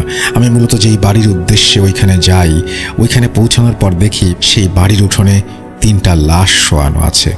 শুধু লাশের গায়ে একটি করে চাদর দিয়ে রাখা। আশেপাশের মানুষ একটু দূরে দাঁড়িয়ে আছে। হুজুর এরকম অবস্থা দেখে ওই লাশের পরিবারদের জিজ্ঞাসা করলেন, কি হয়েছে, আর লাশকে এই অবস্থায় রেখেছ কেন? এদের গোসল করানো হয়নি? মূলত আমরা সেখানে যাই লাশের জানাজা এবং কিছু অশরীরীর ঘটনার মীমাংসা করতে। হুজুর পরিবারের একজনকে বললেন, লাশের মুখ থেকে চাদর সরাও, আমি এদেরকে একটু দেখতে চাই। কিন্তু কেউ সাহস করে এগিয়ে আসেনি। তখন আমাকে হুজুর বলল, হামিদ মিয়া, এই লাশের উপর থেকে চাদর সরিয়ে একটু দেখাও। হুজুরের কথা মতো আমি চাদরটা সরাই, কিন্তু চাদরটি সরিয়ে আমি আমার জীবনের সব থেকে ভয়াবহ জিনিসটি দেখি, আর তা হলো লাশটি মাথার সাইড থেকে পুরো অর্ধেক পর্যন্ত মনে হয় কেউ চাপাতি দিয়ে কুপিয়ে আলাদা করে ফেলেছে। কিন্তু না, পরে 2টি লাশের ওপর থেকে চাদর সরানোর পর দেখি একটি লাশের ঘাড়ের ওপর থেকে পুরো শরীরের অর্ধেক নেই। মনে হচ্ছে কেউ তাদেরকে টেনে ছিঁড়ে আলাদা করে ফেলেছে। এই দেখে আমি সহ্য করতে পারি না, সাথে সাথে বমি করে দেই। তা দেখে হুজুর আমাকে বলল, হামিদ মিয়া, তুমি ঠিক আছো? আমি অভয় দিয়ে বলি, হ্যাঁ ঠিক আছে। এরপর যথারীতি গ্রামের কিছু সাহসী লোক দিয়ে লাশের গোসল ও জানাজা দিয়ে দাফন করে দেওয়া হয়। এরপর পরিবারের কাছে হুজুর জিজ্ঞাসা করলেন এই সব ঘটল কিভাবে। পরিবারের একজন বয়োজ্যেষ্ঠ কষ্টভরা মুখ করে বললেন, এরা 3 জন আমার ছেলে। এরা প্রতিদিন কুমার নদীতে নৌকায় মাছের খোঁজে দূরে দূরে যেত। হঠাৎ একদিন তারা 3 ভাই মিলে কাঠের তৈরি অদ্ভুত একটা বাক্স বাসায় নিয়ে আসে। তারপর তারা সেই বাক্সটা খোলার জন্য অনেক চেষ্টা করে, কিন্তু পারেনি। গত 5 দিন আগে অনেক চেষ্টার পর ওই বাক্স ভাঙতে সফল হয়েছে। বাক্স ভাঙার পর থেকেই তারা কেমন যেন শুরু করেছিল। মনে হচ্ছিল কিছু দেখে ওরা অনেক ভয় পেয়েছে। তারপরও তারা মাছ মারতে যায়। আমি তাদের মাছ মারতে যেতে নিষেধ করি। নিষেধ উপেক্ষা করে মাছ মারতে যায় তারা। পরে কাল সকালে ওই নৌকায় তবে এই অবস্থায় পাওয়া গেছে, লাশ। হুজুর সেই বাক্সটি দেখতে চায়। লোকটি বাক্সটি নিয়ে হুজুরের দিকে আসে এবং তখনই হুজুর বাক্সটি দেখে কেমন যেন একটু অস্বস্তি বোধ করতে থাকেন। তারপরে হুজুর ভালো করে বাক্সটি পর্যবেক্ষণ করেন এবং তিনি দেখতে পান, আমিও দেখতে পাই, বাক্সটির সারা গায়ে বিভিন্ন রকমের লেখা, এবং লেখাগুলো তৎকালীন সময় হুজুর ঠিকমতো পড়তে পারছিলেন না, কিন্তু তারপরও যতটুকু তিনি পড়তে পেরেছিলেন তা হলো বাক্সটির ওপরের অংশে লেখা ছিল মৃত্যু সমান, যে খুলবে সেই মরবে। এই শুনে ওইখানকার সব লোকজন এবং আমিও চমকে যাই। সাথে সাথে হুজুর বাক্সটি আগুনে পুড়িয়ে ফেলতে চান, কিন্তু দুঃখের বিষয় হলো বাক্সটি আগুনে পোড়ানো যাচ্ছিল না। সব বুঝে শুনে হুজুর বলেন, এই বাক্সটি আমার সাথে নিয়ে যাব এবং কাল সন্ধ্যায় আমি এর ফলাফল জানাবো যে বাক্সটি আসলে ধ্বংস করতে পারা যাবে কিনা। এরপর আমরা ওখান থেকে বাড়ির দিকে রওনা দেই। মাদ্রাসার দিকে চলে আসি। বাড়িতে আসার সময় আমাদের কিছু টুকটাক সমস্যার ভেতর পড়তে হয়, যেমন জোরে জোরে গাছে ঝাঁকি দেওয়া, পিছন থেকে বিভিন্ন পশু পাখির কণ্ঠ শুনতে পাওয়া, মেয়েলি কান্নার আওয়াজ শোনা। তারপরে হুজুর সাথে ছিলেন দেখে মনে সাহস ছিল। আমাদের মাদ্রাসায় পৌঁছাতে তখন প্রায় রাত 1টা। মাদ্রাসায় আসার পর হুজুর তার নিজের কাছে থাকা কিছু জিনের মাধ্যমে জানতে পারে যে এই বাক্সটি প্রায় 250 থেকে 350 বছরের পুরনো বাক্স। এটা বিভিন্ন যুদ্ধে এ ধরনের অস্ত্র হিসেবে নিক্ষেপ করা হতো এবং নিক্ষেপের সময় অস্ত্র ভেঙে যেত এবং ওই অস্ত্রের থেকে 8 থেকে 10 জন বন্দী থাকা জিন আশেপাশে প্রায় সব মানুষকে নৃশংসভাবে হত্যা করত এবং পুনরায় সেই অস্ত্রের ভেতর, মানে বাক্সের ভেতর চলে যেত এবং বাক্সটি পুনরায় আগের মতো হয়ে যেত।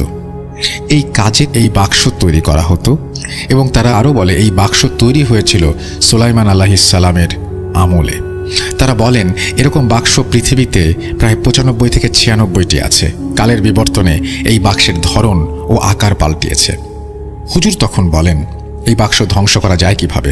তখন সেই জিনগুলো হুজুরকে জানায় এই বাক্স কোনোদিন ধ্বংস করা যায়নি কিংবা যেত না, তাই তারা এই বাক্সগুলো বিভিন্ন জায়গায় মাটি খুঁড়ে কিংবা বিভিন্ন গোপন স্থলে লুকিয়ে রাখে। তারা এও জানান এই বাক্স প্রথম তৈরি করেছিলেন সুলাইমান আলাইহিস সালাম তার সৈন্যদের রক্ষা করার জন্য। তারপর থেকে ওই বাক্স বড় হুজুর গোপনে কোথাও লুকিয়ে রাখে এবং 3 জনকে সেটা পাহারা দিতে বলে, যাতে কেউ কোনোদিন আর ওই বাক্সের সন্ধান না পায়। আমার দাদাসহ আমাদের এই পীর বংশের বিভিন্ন লোকের মুখে শোনা আজও সেই বাক্স আমাদের বংশের কারো না কারো কাছে লুকানো আছে।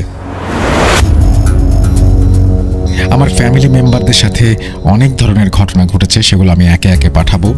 এই বলে তিনি তার ঘটনা শেষ করেছেন। Thank you so much. আপনি লিখেছেন, আপনার নাম ঠিকানা বলতে মানা করেছেন, আমি বললাম না, আমি দেখতে পাচ্ছি আপনার নামটি, এবং অনেক ধন্যবাদ আপনাকে এরকম চমৎকার একটা স্টোরি আমাদেরকে আবারও উপহার দেওয়ার জন্য। আমরা চলে যাব আমাদের পরবর্তী ঘটনায় এবং আশা করছি যে পুরোটা সময় আমাদের সঙ্গে থাকবেন। যেভাবে লেখা আছে আমি সেভাবেই পড়ছি। আসসালামু আলাইকুম রাসেল ভাই, কেমন আছেন জিজ্ঞেস করবো না, কারণ আমি জানি আপনি সবসময় ভালোর দলে। আমি ফাহাদ, লিখছি সিলেট থেকে।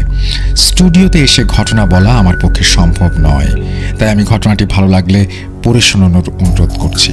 আমি ক্লাস 5 থেকে ভূত FM শুনে আসছি। মধ্যখানে বেশ কিছু সময় আপনার শো বন্ধ ছিল। সেই সময় ইউটিউব থেকে আপনার আগের এপিসোডগুলো ডাউনলোড করে শুনতাম। বেশ কিছুদিন ধরে ভাবছিলাম একটা ঘটনা পাঠাবো, তবে সুন্দরভাবে গুছিয়ে লিখতে না পারার কারণে পাঠাতে পারছিলাম না। শেষমেশ ঘটনাটি লিখে পাঠানোর সিদ্ধান্ত নিলাম। অগোছালো লেখার জন্য শুরুতেই ক্ষমা চেয়ে নিচ্ছি। আজকে যে ঘটনাটি বলবো সেটা আমার ফুপুর সাথে ঘটেছিল। অনেক আগে একবার ফুপু এই ঘটনাটি আমাকে বলেছিলেন। সে সময় আমি এত গুরুত্ব দিয়ে শুনিনি, তাই সেদিন ফুপুর সাথে আমার যখন দেখা হয় তখন ঘটনাটি তার কাছ থেকে আমি শুনে নিই। আমার ফুপুর হাজব্যান্ড ছিলেন অত্যন্ত সাহসী মানুষ। উনি প্রায় রাতেই মাছ ধরতে যেতেন। আমাদের আঞ্চলিক ভাষায় যাকে বলা হয় আলো শিকার। সাধারণত আলো শিকার করতে দুটি জিনিসের প্রয়োজন হয়, টর্চ লাইট এবং বর্ষা। ওনাদের বাড়ির সাথে ছিল অসংখ্য মাঠ এবং খাল আর বিল। যখন বর্ষাকাল আসতো তখন পানি, খাল, বিল সব জায়গায় জমা হয়ে যেত। সেখানে অসংখ্য মাছ পাওয়া যেত। মূল ঘটনায় যাওয়ার আগে কিছু বর্ণনা দেই।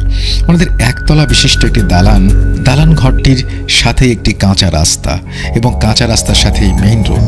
কাঁচা রাস্তার শুরুতেই এবং মেইন রোডের সাথেই একটি কবরস্থানের পাশেই গাছগাছালিতে ঘেরা এবং পাশেই বড় একটি বাঁশঝাড় এবং এর কিছু দূরেই ফুপুদের বাসা, আর সাথে কয়েকটা বাড়ি রয়েছে এবং এর পরে আরো অনেক খালি মাঠ রয়েছে। ফুফা যখন রাতে আলো শিকার করতেন প্রায়ই ওনার সাথে অদ্ভুত ঘটনা ঘটত। যেমন একদিন ওনার পাশের এক খালে উনি গিয়েছিলেন শিকারে। উনি দেখতে পেলেন সেই খালে অসংখ্য মাছগুলো সাধারণ মাছের চাইতে অনেক বড় এবং মাছগুলো দেখতে অদ্ভুত ছিল। ফুপা বুঝতে পারলেন যে এগুলো মাছ নয়। উনি ভয় না পেয়ে বিভিন্ন দোয়া দুরুদ পড়ে সেখান থেকে চলে আসেন। আরেকদিন উনি আলো শিকার করে বাড়ি ফিরছিলেন। প্রথমেই বলেছিলাম ওনাদের কাঁচা রাস্তার সাথে একটি কবরস্থান এবং একটি বড় বাঁশঝাড় রয়েছে। যখন বাঁশঝাড়ের কাছে এলেন তখন তিনি দেখতে পেলেন পুরো বাঁশঝাড়টি ওনার ওপরে পড়ে যাচ্ছে। উনি সাথে সাথে বাঁশঝাড়ের জায়গা অতিক্রম করেন এবং দোয়া দুরুদ পড়তে শুরু করলেন এবং সেখান থেকে চলে এলেন। যেহেতু উনি অনেক সাহসী ছিলেন তাই উনি ভয় পাননি। বলা যায় গভীর রাতে কেউ একা রাস্তা দিয়ে হেঁটে আসলে কোনো জিন বাঁশঝাড়ে ফেলে মানুষকে ভয় দেখাতে চায়। যদি কেউ ভয় পেয়ে যায় তাহলে সে অসুস্থ হয়ে পড়বে। এর কিছুদিন পরে ফুফা একদিন আলো শিকারে যান। সেদিন ওনার টর্চ লাইট সমস্যা করছিল। হঠাৎ উনি দেখতে পান ওনার সামনে কয়েকটা কুকুর আসছে। এত রাতে কুকুর কোথা থেকে আসবে উনি বুঝতে পারছিলেন না। তারপরও উনি বিষয়টা স্বাভাবিকভাবে নিলেন এবং সামনে এগোতে লাগলেন। কিন্তু কুকুরগুলো সামনে আসতেই উনি দেখতে পেলেন কুকুরগুলোর চোখ লাল, শরীরের রং কালো। ওনার দিকে কুকুরগুলো খুবই রাগান্বিত দৃষ্টিতে তাকিয়ে আছে। উনি কিছুটা ভয় পেয়েছিলেন, তবুও উনি বিভিন্ন দোয়া দুরুদ পড়তে শুরু করলেন। সেই কুকুরগুলোকে অতিক্রম করে চলে আসলেন। উনি আর পেছনে ফিরে তাকাননি। প্রায় ওনার সাথে এরকম অস্বাভাবিক ঘটনা ঘটে। এবার আসি মূল ঘটনায়। আমার ফুপুর একটা মেয়ে আছে, এখনো 40 দিন পেরোয়নি। ফুফা রাত্রে আলো শিকারে যেতে চাইলেন। ওনার মা ছিলেন ধার্মিক মানুষ। ওনার মা ফুপাকে বাধা দিয়ে বললেন, এত মাছের প্রয়োজন নেই, তোর ঘরে এখন একটা মেয়ে রয়েছে, 40 দিনও হয়নি, তুই ঘরে থাক, তোর মেয়ের সাথে থাক, এত রাতে মাছ ধরার দরকার কি? ফুফা এই কথাগুলো শুনে হেসে উড়িয়ে দিলেন এবং আলো শিকারে বের হয়ে পড়লেন। সেদিন উনি বেশ কিছুক্ষণ আলো শিকার করার পর মাছ পেলেন না, তাই বাড়ি চলে এলেন। উনি রাস্তা দিয়ে একাই হেঁটে আসছিলেন। ওনার কাছে মনে হচ্ছিল যে ওনার পেছন পেছন কেউ যেন হেঁটে আসছে। উনি পেছনে ফিরে তাকালেন কিন্তু কিছুই দেখতে পেলেন না। বেশ কয়েকবার ওনার সাথে এরকম ঘটনা হয় এবং অবশেষে উনি বাড়ি চলে আসেন।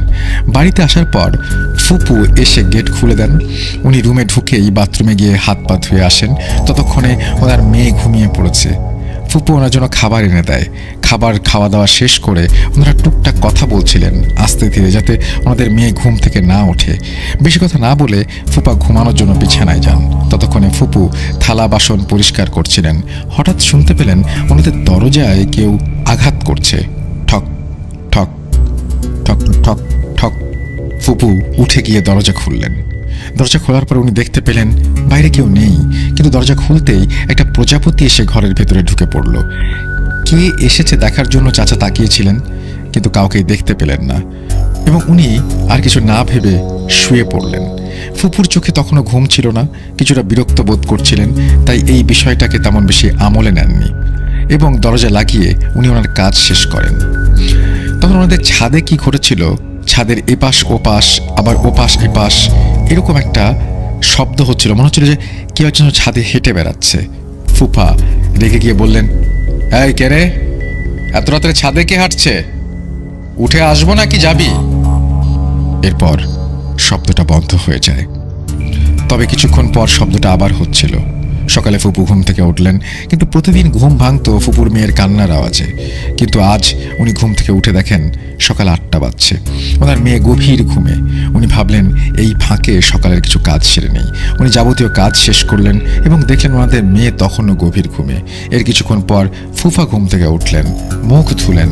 এরপর ফুপাকে জানালেন যে ওনাদের মেয়েটা এখনো ঘুমিয়ে, প্রতিদিন এত আগে উঠে আজ উঠছে না। আমার ফুপা ওনার মেয়ের কাছে গেলেন এবং মেয়েকে ঘুম থেকে জাগানোর চেষ্টা করলেন, কিন্তু ওনার মেয়ে একদম চুপচাপ শুয়ে আছে। ফুপা মেয়েকে কোলে নিলেন এবং কোলে নিয়ে বুঝতে পারলেন মেয়ে শ্বাস নিচ্ছে না। ফুপু ততক্ষণে কেঁদে ফেলেছেন এবং মেয়েকে ওনার কোলে নিয়ে নাম ধরে ডাকতে শুরু করেছেন। এরপরে বাড়িতে ডাক্তার আনা হলো।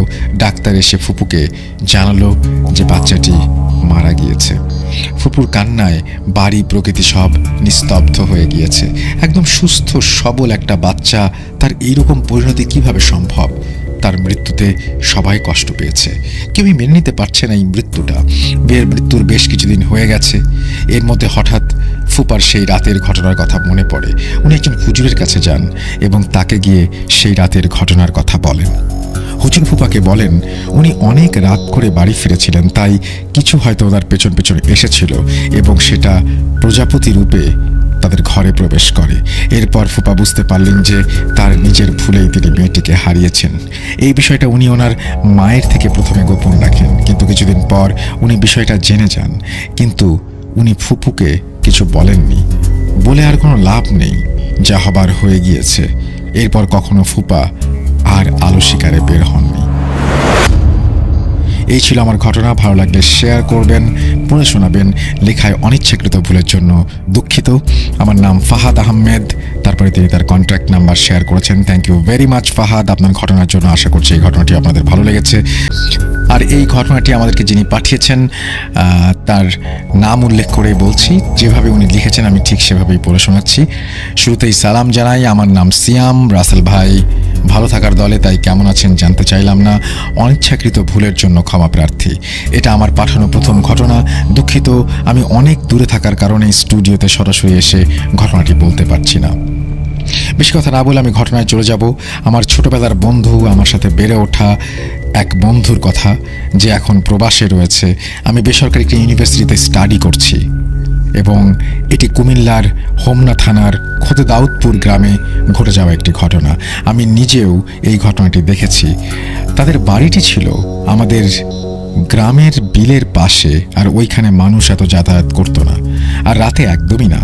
আজকে আমার বন্ধু হাবিবের মার সাথে ঘটে যাওয়া ঘটনাটি শেয়ার করছি। ওর মা, ছোট বোন, ও ছাড়া বাড়িতে ওদের আর কেউ ছিল না।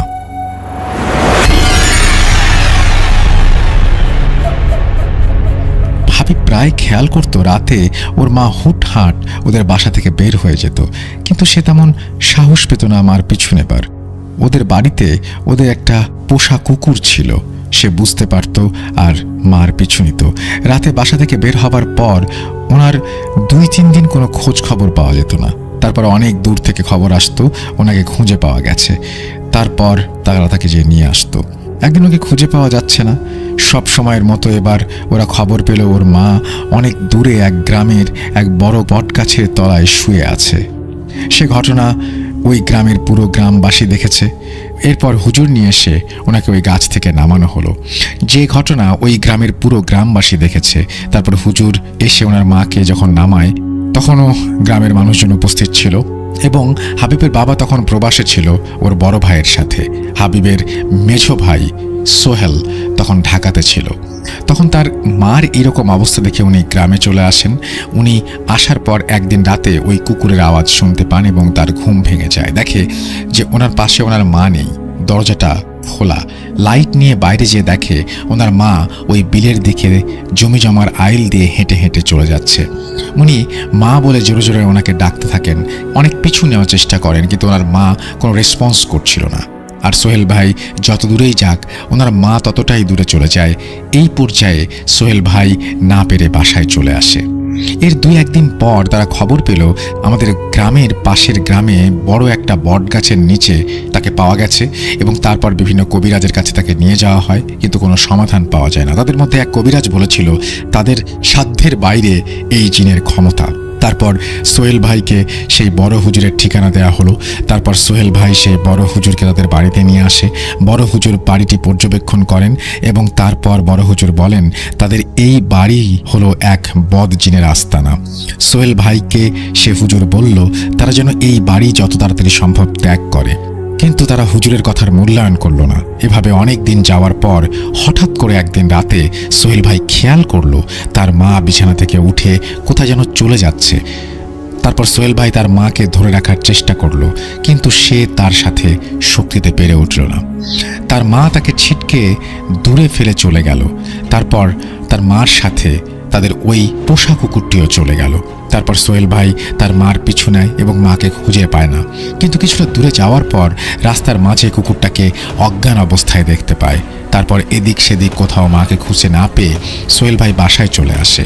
এর পরের দিন সকালে তার মার মরদেহ তার আপন চাচার রান্নাঘরে হাওয়ায় ঝুলন্ত অবস্থায় পাওয়া যায়। ওই হাওয়ায় ঝুলন্ত লাশটা পুরো গ্রামবাসীর সাথে আমরাও দেখেছিলাম। বিশ্বাস করেন রাসেল ভাই, তার মার লাশটা কোথাও কোনো কিছুর সাথে আটকানো ছিল না। ফাঁসি দিলে যেভাবে ঝুলে থাকে ঠিক সেভাবেই লাশটা ঝুলতে থাকে। তারপর লাশটা মাটি থেকে 4-5 ইঞ্চি ওপরে ছিল, কোনো রকম দড়ি বা কোনো কিছুর সাথে আটকানো ছিল না। এক কথায় লাশটা হাওয়ায় ঝুলছিল। পুরো গ্রামবাসী এটা দেখেছে। থানা থেকে পুলিশ এসে লাশটাকে মাটিতে নামায়। তারপর আমাদের গ্রামের কয়েকটা মসজিদের ইমাম সাহেব এসে কোরআন তেলাওয়াত করে লাশটি মাটিতে নামায়। তারপর পুলিশ ময়নাতদন্ত করে, কিন্তু কী কারণে মৃত্যু হয়েছে তা সে সম্পর্কে জানা যায় না। তারপর লাশটিকে গোসল দেওয়ার পর জানাজা পড়ে কবরস্থানে নিয়ে যাওয়া হয়। লাশটি এতটাই ভারী হয়েছিল যে কেউ লাশটিকে কবরস্থান পর্যন্ত নিয়ে যেতে পারছিল না। তারপর হুজুররা কোনো রকমের দোয়া কালাম পড়ে লাশটির কবরস্থান পর্যন্ত নিয়ে যেতে সক্ষম হয়। তারপর লাশটিকে কবরে দেওয়ার সময় অনেক বাধা পেরোতে হয়। লাশটিকে মাটি দেওয়ার সময় মাটি বারবার সরে যাচ্ছিল, যা হুজুর দোয়া পড়ে অনেক বাধার পর মাটি দিতে পেরেছিলেন। আর তার মৃত্যুর পরে তাদের বাসায় তার মার উপস্থিতি টের পেত। এই ঘটনার আরও 2টি পার্ট আছে, যা পরবর্তীতে পাঠাবো। ইনশাল্লাহ পাঠাবেন এবং আপনার ঘটনার অপেক্ষায় থাকলাম। যারা এতক্ষণ পর্যন্ত আমাদেরকে শুনছিলেন রবিবারের স্পেশাল এপিসোড, তাদের সবাইকে অনেক অনেক ধন্যবাদ। আপনাদের দিন ভালো কাটুক।